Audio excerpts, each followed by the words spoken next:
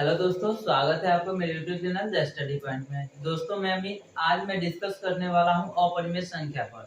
यानी अपरिमेय संख्या जो होते हैं उसको हम लोग किस प्रकार से प्रूव करके बताएंगे कि वह एक अपरिमेय संख्या होते हैं। यानी देख लीजिए, बोर्ड पे हेडिंग दे दिए हुए कि निम्नलिखित संख्या को सिद्ध करे कि यह एक अपरिमेय संख्या है। यानी अपरिमेय संख्या को प्रमाणित किस प्रकार से किया जाता है उसी का आज हम लोग डिस्कशन करने वाले हैं। यानी जैसे √2 हो गया, √3, √5, √7, √11, √13, यानी ये सब जो संख्या होता है जो रूट के अंदर रह जाता है, जिसको p/q के रूप में हम लोग आसानी से नहीं लिख पाते हैं। यानी p/q के फॉर्म में जो संख्या नहीं होता है उसी को हम लोग क्या बोलते हैं, अपरिमेय संख्या। उसी अपरिमेय संख्या को किस प्रकार से सिद्ध करते हैं उसी का आज हम लोग डिस्कशन करने वाले हैं। गाइस, ये सब क्वेश्चन जो है क्लास 10th के एग्जाम में बेसिकली पूछा जाता है और हर साल जो है 2 नंबर के सवाल पूछा ही जाता है। यदि आप लोग इसको सीखना चाहते हैं तो वीडियो को शुरू से अंत तक देखना। आशा करता हूं कि यह टॉपिक जो आप लोगों का क्लियर हो जाएगा। तो गाइस, यहाँ पे हम 3 क्वेश्चन लिए, यानी √2, √3 और √5। यानी इस तीनों में से कोई एक क्वेश्चन का डिस्कशन कर लेंगे और इस पर जितना भी सवाल आएगा उसको हम लोग आसानी से बना सकते हैं। यानी √2 हो, √3 हो, √5 हो, √7 हो, √11 हो, √13 हो, यानी वैसी संख्या जो रूट के अंदर रह जाए वो कैसी संख्या होती है, अपरिमेय संख्या। उसी को हमको प्रूव करके बताना है। चलिए हम इसमें से एक क्वेश्चन को चूज कर लेते हैं, यानी √3 को। √3 को हम लोग प्रूव करने जा रहे हैं कि यह एक अपरिमेय संख्या है, वो भी कैसे, और उसको प्रूव करना है। क्लियर है? चलिए ध्यान से देखना है और समझना है। सबसे पहले इसको क्या करेंगे गाइस, अपरिमेय संख्या को सिद्ध करने के लिए इसके ऑपोजिट हम लोग मानकर चलेंगे। यानी हमको सिद्ध करना है अपरिमेय संख्या, इसको उल्टा मानकर चलेंगे कि यह एक परिमेय संख्या है। ऑपोजिट मानकर चलना है। चलिए यही सॉल्व कर रहे हैं √3 को। ठीक है, √3 को सॉल्व करना है हम लोगों को। तो √3 को सॉल्व करने के लिए सबसे पहले क्या लिखेंगे इसको देखिए। सबसे पहले अभी हमने बताया कि इसको ऑपोजिट मानकर चलना है, तो मान लेंगे यहाँ पे माना कि √3 एक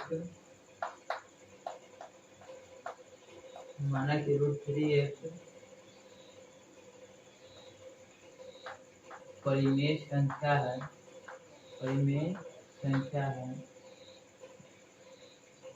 जहाँ √3 इज इक्वल टू, देखिए हम यहाँ पे उल्टा माने, यहाँ पे √3 को अपरिमेय संख्या सिद्ध करना, लेकिन उल्टा मान लिए क्या कि माना कि √3 एक परिमेय संख्या है। अगर परिमेय सिद्ध करना रहता तो अपरिमेय मानते, उल्टा यहाँ पे मानना है हमको, ये समझाने का मतलब। तो अपरिमेय सिद्ध करना है इसलिए क्या मान लिए, परिमेय मान लिए।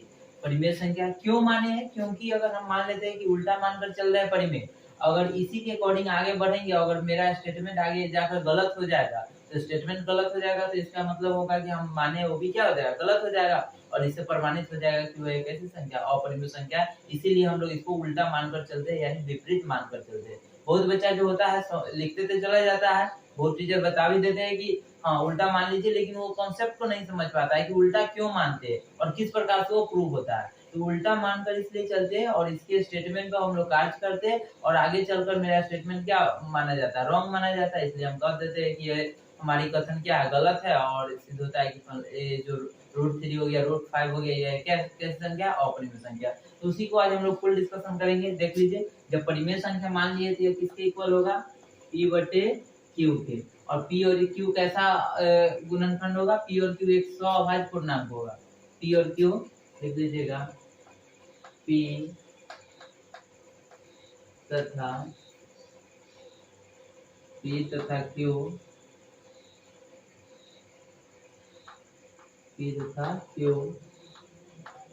सअभाज्य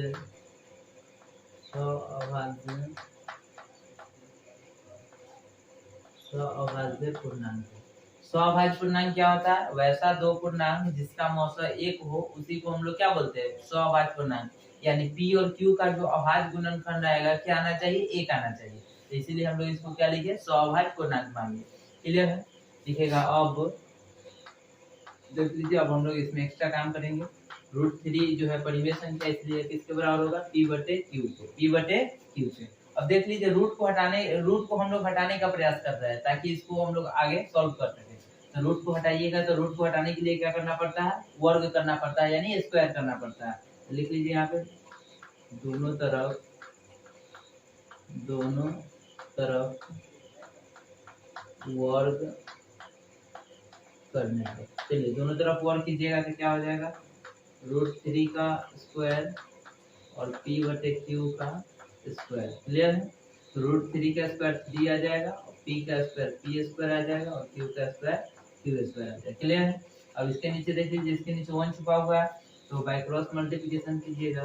बाय क्रॉस मल्टीप्लिकेशन से क्या हो जाएगा, 3q square 3q square is equal to 1 में p स्क्वायर से गुना करने से कितना आ जाएगा, p स्क्वायर। क्लियर है? यहाँ पे बाय क्रॉस गुना कर ली। अब यहाँ पे इस कॉन्सेप्ट को समझना है। देख लीजिए, यह जो 3 जो होगा p स्क्वायर के बटा में जाएगा, यानी 3 जो है p स्क्वायर को क्या करेगा, काटेगा, यानी विभाजित करेगा। क्लियर है? 3 क्या किसको काटेगा, p स्क्वायर को काटेगा। यानी जब p स्क्वायर को काट रहा है यानी p से भी विभाजित हो सकता है। जब p स्क्वायर से विभाजित है तो p से भी आसानी से विभाजित हो सकता है। तो इसी कॉन्सेप्ट को हम लोग लिख लेंगे। यहाँ पे देख लीजिए, हमें सॉरी यहाँ पे बिना दे रहे इधर लिखिएगा। यहाँ 3 p स्क्वायर को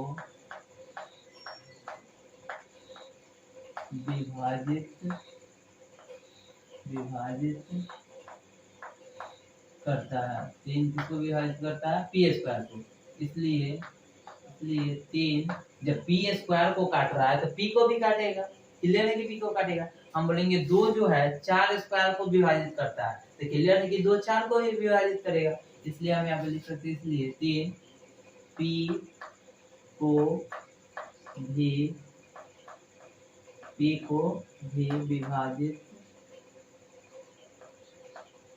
भी विभाजित करेगा। क्लियर है? इतना लिख लीजिए। अब क्या करना है समझिएगा, इस इक्वेशन को जहाँ पे एक हमको समीकरण मिला है, इसको समीकरण 1 मान लेते हैं।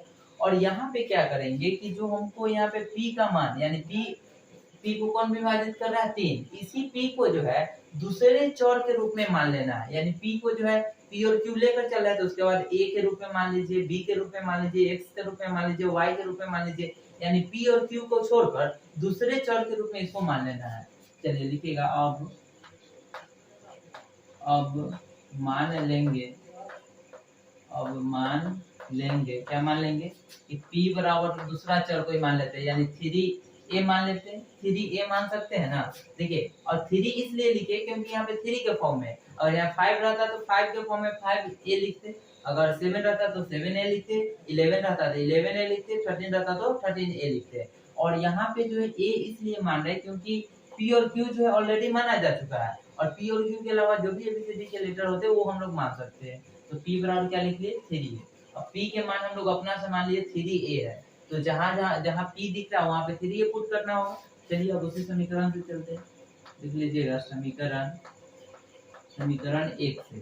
समीकरण 1 से चलेंगे तो क्या होगा, तो समीकरण 1 से 3q square is equal to p square. तो p का मान कितना आ गया, 3a। तो 3a का स्क्वायर कर दीजिए, 3a कर दीजिएगा तो 3q square is equal to 3 का स्क्वायर 9 हो जाएगा और a स्क्वायर। क्लियर है? 3 से 9 कर जाएगा कितना मर्तर में, 3 मर्तर में। इधर बचेगा q स्क्वायर और इधर बचेगा 3a स्क्वायर। क्लियर है? अब यहाँ पे देखिए, सॉरी ये a है, यहाँ पे जो a दिख रहा है, और ये क्या है, q है। अब यहाँ पे कॉन्सेप्ट को समझना है। अब इस इक्वेशन में, सेकेंड इक्वेशन में देख लीजिए, 3 जो है a स्क्वायर के साथ कैसा संबंध है, गुना का संबंध है। जब 3 यहाँ गुना में है तो नीचे यहाँ पे क्या आ जाएगा, भाग में। तो 3 जो है q स्क्वायर को विभाजित करेगा। जब q स्क्वायर को विभाजित कर सकता है तो वो q को भी विभाजित करेगा। तो इसलिए लिख सकते हैं 3 जो है q को भी विभाजित करेगा। लिखिएगा यहाँ 3q, यहाँ 3q को भी विभाजित करेगा। 3 किसको विभाजित करेगा, q को। अब सोच लीजिए, यहाँ 3 जो है q को भी विभाजित कर रहा है, और यहाँ 3 जो है p को भी विभाजित कर रहा है। यानी 3 जो है p और q के अभाज्य गुणनखंड का कॉमन फैक्टर है, यानी सॉरी कॉमन अंक है। कहने का मतलब है कि p और q को, देखिए p किससे विभाजित है, 3 से, और यहाँ q किससे विभाजित है, 3 से। यानी पी और क्यू में अगर हम सोचेंगे कि कुछ ऐसा कॉमन अभाज्य निकाले, तो कॉमन अगर हम संख्या निकालेंगे तो कॉमन संख्या क्या मिलेगा? 3। कॉमन संख्या क्या मिलेगा? 3। तो जो दोनों में कॉमन आता है, जो दोनों संख्याओं में जो कॉमन निकलता है उसको हम लोग क्या बोलते हैं? मौसा। तो सोच लीजिए जब दोनों में कॉमन यहाँ पे 3 आया, इसका मतलब है इसका मौसा 3 होगा। लेकिन हम लोग पी और क्यू को क्या मानकर चला है? 100 अभाज्य पूर्णांक। तो वैसा दो पूर्णांक जिसका मौसा 1 हो, उसी को हम लोग बोलते हैं 100 अभाज्य पूर्णांक, को प्राइम इंटीजर। को प्राइम इंटीजर क्या होता है? जब दो नंबर का जो एचसीएफ जो होता है 1 आता है, उसी को प्राइम इंटीजर बोलते हैं। तो यहाँ पे पी और क्यू का तो मौसा, यहाँ पे समीकरण 2 से और समीकरण 1 से अगर हम लोग इसका मतलब कि निकालेंगे, इसका क्लियरेशन करेंगे, तो क्या हम लोग को मिलेगा कि पी और क्यू का मौसा कितना आया? 3 आया, लेकिन आना कितना चाहिए था? 1। क्यों? क्योंकि हम लोग मानकर चले पी और क्यू एक ऐसा पूर्णांक है, 100 अभाज्य पूर्णांक है। तो 100 अभाज्य पूर्णांक होने के कारण इसका मौसा 1 आना चाहिए, लेकिन समीकरण 1 और समीकरण 2 से हम लोग प्राप्त कर रहे हैं इसका मौसा कितना है? 3 है। यहाँ पे लिख लीजिएगा समीकरण 1 तथा 2 से हम पाते हैं कि P तथा Q का अभाज्य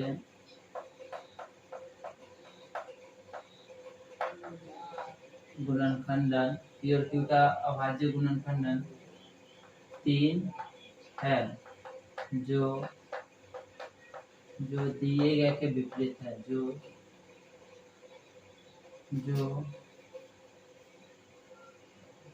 माने गए के विपरीत है, जो माने गए के विपरीत है। क्लियर?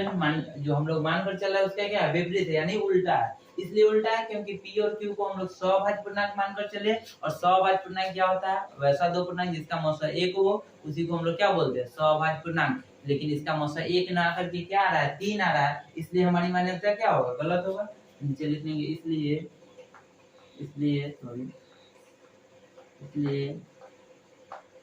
हमारी मान्यता गलत होती है। जब हमारी मान्यता गलत है कि यह एक परिमेय संख्या है, तो परिमेय संख्या नहीं है, इसका मतलब कौन संख्या होगा? अपरिमेय संख्या। नीचे लिख लीजिए अतः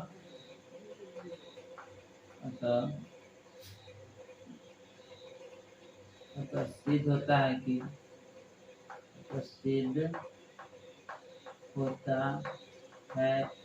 कि रूट तीन एक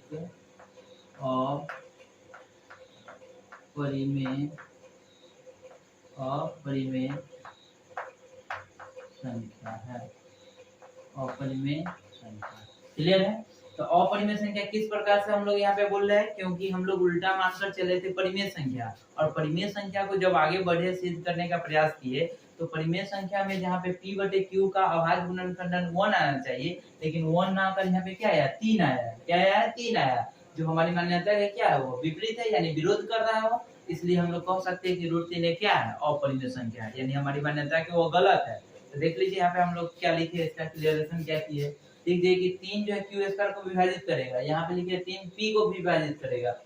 तो समीकरण 1 तथा 2 से हम पाते हैं कि पी तथा क्यू का अभाज्य गुणनखंडन 3 है, लेकिन आना कितना चाहिए था? 1, तब जाकर वो परिमेय संख्या होता है, हमारा मान्यता सक्सेस होता है, यानी उसको वो सही होता है। लेकिन यहाँ पे 3 आया है, जो माने गए कि क्या है? विपरीत है। माने है 1 आने के लिए, लेकिन आया कितना है? 3, इसलिए माने गए क्या है? विपरीत है, उल्टा है, और इसलिए हमारी मान्यता क्या होती है? गलत होती है, और अतः सिद्ध होता है कि √3 एक ऐसी संख्या अपरिमेय संख्या है। तो दोस्तों आशा करते हैं कि जो कॉन्सेप्ट है आप लोगों को समझ में आया होगा। अगर समझ में आया है तो 2 क्वेश्चन यहाँ पे बचा हुआ है, √2 और √5। इसको आप लोग सॉल्व करो, और सॉल्व करने के बाद जहाँ दिक्कत हो रही है वो आप कमेंट में लिखकर बताओ। क्लियर है? तो यदि वीडियो आप लोगों को अच्छा लगा है तो वीडियो को लाइक कीजिए, कमेंट कीजिए और अपने दोस्तों के साथ शेयर कीजिए। जय हिंद।